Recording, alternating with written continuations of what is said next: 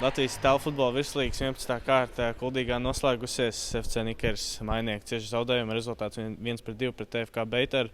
Žanis Pinka un Arts Denševskis kopā ar mums pēcspēles preses konferencē. Žani, varbūt varam sākt ar tavu komentāru par maču. Sveiki! Komentārs par maču. Protams, spēle bija ļoti spraiga. Abas komandas bija atbraukušas vismaz pēc 3 punktiem, jo presingoja abas divas augstu. Un arī abām komandām bija momenti. Varbūt ilgi nevarējām atklāt rezultātu, bet neizmantojām savus momentus. Beiters tomēr atrada caurumu tajos mūsu aizsardzībā. Un Dimitrijs Kuzmins laikam pārspēja mūsu vārtsargu. Tā arī tas rezultāts noturējās diezgan ilgi īstenībā. Un beigās dabūjām savu, spējām izlīdzināt to rezultātu, bet varbūt jau uzreiz aizdomājāmies pa tālu un zaudējām koncentrāciju un diezgan ātri ielaidām tos otros vārdus, kas arī daudz maz tās cerības uz 3 punktiem sagrāva. Tā kā, domāju, ka komandas cīnījās kā līdzīgs ar līdzīgu. Spēle skatītājiem bija skatāma, bet jā. Paldies. Paldies, Žan. Arti, tavs komentārs par spēli. Braucām uz šejien jau zinādam, ka Nikers vienmēr mājās ļoti labi spēlē un cīnās, un papildus viņiem vēl ir fani, kas atbalsta, vienmēr pilns ir. Bet mēs atbraucām sagatavojušies arī pirms pāris nedēļām, pirms mēneša sanāk nomainījās treneris, tā kā ir spēlēja jauni uzstādījumi, tā teikt, pāris. Un es domāju, ka tos arī spējām izmantot. Treneris pateica, kas mums jāizdara, to arī izdarījām. Spējām pirmie gūt vārtus un beigās arī nospēlējām līdz galam un atspēlējāmies. Tā kā es domāju, ka ja komanda kopīgi tā necīnītos un nespēlētu līdz galam, tad rezultāts noteikti nebūtu tāds, kā ir. Jā, paldies. Jā, pats pieminēja arī jauns galvenais treneris jums, Dimitrijs Jakovļevs. Varbūt var arī pakomentēt, kas ir tās pāris lietas, ar kādu vīziju viņš ienāk jūsu komandā.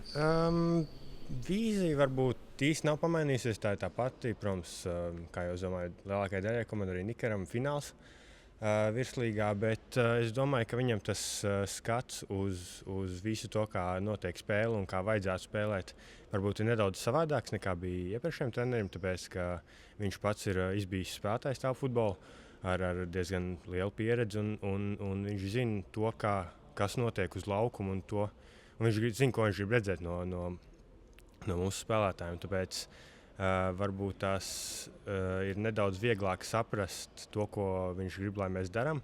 Un viņš arī saprot, ko mēs varam un ko mēs reāli nevaram izdarīt. Tā kā es domāju, tās ir tās galvenās lietiņas, kas pamainījušās. Jā, paldies tev, Žani. Tādās mainītās lomās komandas mēs uzvarējām izbraukumā Beiteru, tagad Beiters uzvar izbraukumā pie mums. Kā salīdzina šīs abas spēles? Cik atceros no pirmās kārtas spēles, varētu būt, ka bija īstenībā ļoti līdzīgas, jo arī rezultāts gāja sīvi. Rīgā varbūt spējām būt veiksmīgāki ar nobeigumiem, spējām realizēt vairāk momentus savus. Tas laikam arī bija izšķirošais, kas iespējams pietrūka arī šoreiz. Būtu varbūt sākumā kaut kādus tos savus momentus realizējuši, varbūt spēle noslēgtos tāpatās kā Rīgā. Vēl arī par spēli gribu tā pajautāt, un arī par Beiteru komandu. Tomēr ir individuāli spēcīgāki spēlētāji šajā komandā. Jā, protams, Latvijas čempioni. Cik liels faktors tam ir? No trenera jau bija dots uzdevums, kad ciešāk sekt vadošos spēlētājus, to pašu Germanu, to pašu Kuzminu, bet arī citiem jauniem vārdus nezinu, bet arī citi jaunie, protams, individuāli ļoti laba bumbu. Tā kā, protams, bija zināms, ka gan komandā ir arī individuāli spēcīgi spēlētāji, gan arī, ka taktiski ir gudri, gan arī, ka fiziski labā formā. Tā kā, cienījām komandu un cīnījāmies kā līdzīgs ar līdzīgu. Jā, paldies tev. Arti, jūsu komandā 2 arī bijušie Nikers spēlētāji, Jurijs Losbergs, Toms Kristians Grīsls. Vai pirms mača bija runas par to, ka ir spēlējuši, vai zina kaut kādas Vitālija Voskāna varbūt norādes, vai kaut kas bija runāts par to? Nē, nebija īsti nekas apspriests. Tagad spēles laikā varbūt Jurģis pāris lietiņas man individuāli pateica, bet neko tādu konkrētu nepieminēja, ne par standartiem, ne par to, kā spēles. Tāpēc, mēs jau zinājām, ka būs tā teikt agresīva, ātra spēle. Un tieši tāpēc mēs to likām arī pretī. Es domāju, ka tas nostrādāja un tāpēc arī ir rezultāts tāds, kā ir. Jā, beigās ar tevi gribu paprasīt, pakomentēt savu individuālo sniegumu pēdējās 3 sezonās. Atceramies, tevi sāka futbola parks, tad RFS futzāla. Tagad TFK Beitera komandā no RFS futzāla skaidrs, tev nebija tik liela loma, bet šajā komandā skaidrs, ka tu esi viens no vadošajiem vārdsargiem ceļā uz finālu. Kā pats skaties savu tavu futbolistu karjeru šajā īsajā laika posmā? Jā, es pats tā ik pa brīdim, kad iedomājos pašam nedaudz nostīts šoks ir, bet jā, es futbola parkā sāku virslīgā. Ar viņiem, tā kā viņi sāka virslīgā, tad arī es tur kā viņa audzēknis. Tur, cik nu nospēlēju, cik nenospēlēju, arī nebija tik liela loma kā šeit. Bet cīnījos, strādāju tur. Rezultātā RFS jau tās pirmās sezonas beigās mani pamanīja un izteica piedāvājumu. Pagājušajā gadā es piekritu viņu piedāvājumu, devos uz RFS spēlēt. Es zināju, ka es tur nebūšu viens no vadošajiem, bet tas noteikti nebija tas. Mans mērķis dodoties uz RFS noteikti nebija tas, ka es tur daudz spēlēšu un dabūšu spēles laiku, bet gan tas, ka tas līmenis, kāds ir RFS, kāds bija RFS.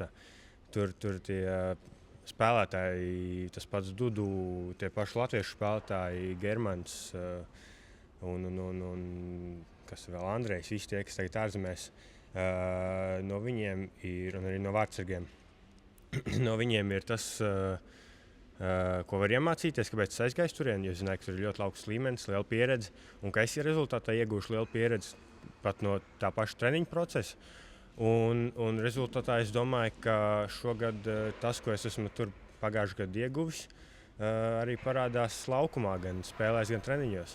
Tāpēc, ja es domāju, ja es nebūtu pagājušajā gadā RFS visu sezonu notrenējies kopā ar šiem top līmeņa spēlētājiem, tad mans sniegums noteikti būtu daudz savādāks un netuvu tik daudz sološs kā šobrīd. Jā, super, paldies par atbildi. Šādi beigās tev gribu paprasīt par komandas mentalitāti, ja tā var teikt.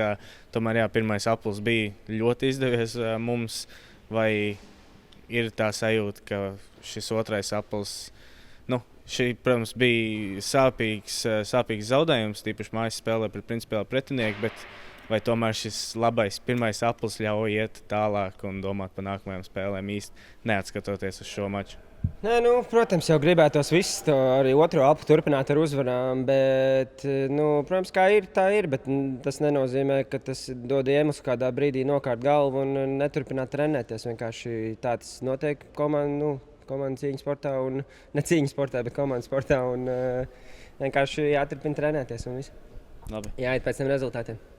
Precīzi. Labi, paldies jums liels abiem. Paldies. Turpmāk sezonā.